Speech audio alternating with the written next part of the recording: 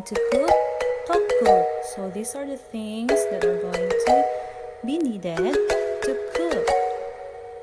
First, you have to boil 1 cup of water for 10 minutes and then wash this beef.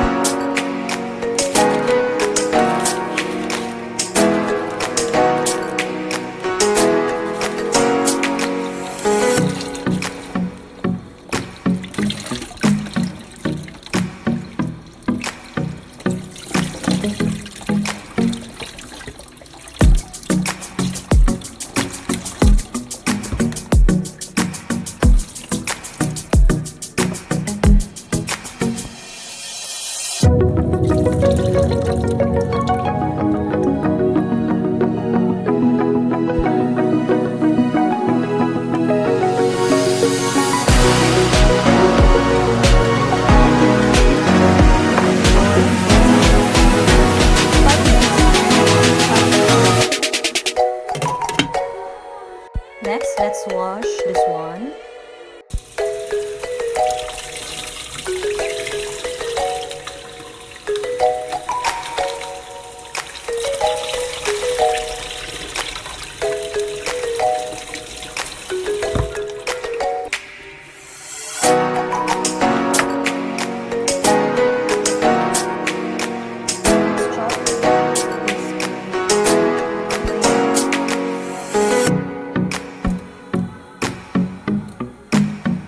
Let's chop this garlic.